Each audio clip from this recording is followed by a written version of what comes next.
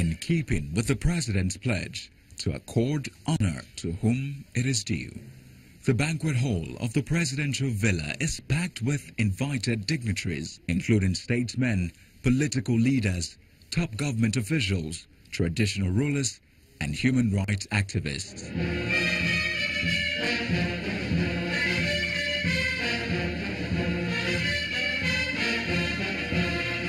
The arrival of the President and Vice President set in motion the event meant to lay to rest the ghost of the annulled June 12, 1993 presidential election. And aspirations of the masses. It is time to honor those who paid the heaviest price in the quest to actualize Nigeria's democratic dream. Human rights lawyer Chief Gani Fawehinmi is posthumously conferred with the national honor of Grand Commander of the Order of the Niger, GCON, collected by his wife, Ganiat. Also conferred with the same honor of GCON is Chief Abiola's running mate in the 1993 poll, Ambassador Babagana Kingibe.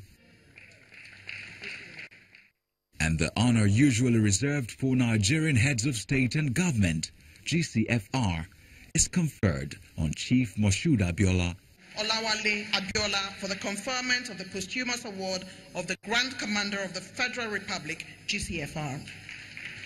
Although his eldest son, Kola, accepts the award on behalf of his father, he concedes the honor of responding to his younger sister, Hafsat.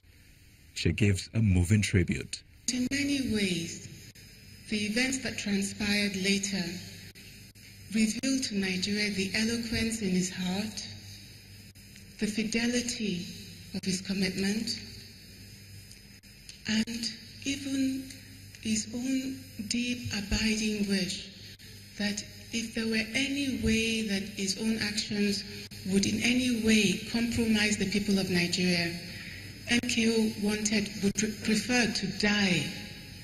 He preferred to leave the earth rather than compromise on you, on your integrity as a people, on your sovereignty as a nation. And for President Muhammadu Buhari, the significance of the event is to right the wrongs done in the past. On behalf of the federal government, I tender the nation's apology to the family of late MKO Abiola, who got the highest vote, and to those that lost their loved ones in the cause of June 12 struggle.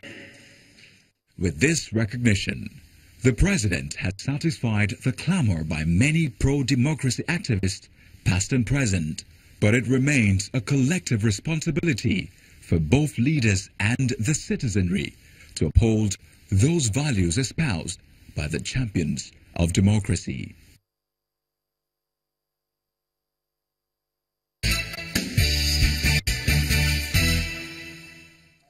Welcome back to Sunrise Daily. Well, you did talk about some of those fundamental elements, ingredients to sustaining and enhancing, strengthening our democracy: the judiciary, the media, citizen participation, and human rights. Let's see if we could jump to the human rights component of all of this, because at that time we had several human rights groups, very strong ones and characters and personalities as well, who held their own, whether or not there was any floundering from the judiciary.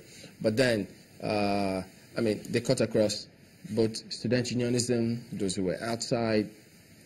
So many people looked up to them then, even now. But again, 25 years on, how much of strengthening, upholding the rights of people have we been able to do as a result of our democratic experiment or dispensation, as it were? Have we, again, using the words, learned our lessons from that time? Do people feel their rights are better enforced and upheld now than then? I mean, you, President of CDHR. Correct. Well, again, let me take it from where a former past president of CDHR, Mr. Falana, let's say, it's just unfortunate that the kind of progress expected from a society that had the kind of past that we had needed to make isn't what the situation is at the moment, and that's regrettable. There were moments in this country when the issues of human rights dominated the political space, because indeed they were not just trampled, they were abridged. The military junta as a system of government, first is an aberration, but it operates by force. And that will include that they were very, very intolerant to opposing views which could result in all manner of violence against the people. And they needed the same force with which they came into government or power to sustain their stay there too.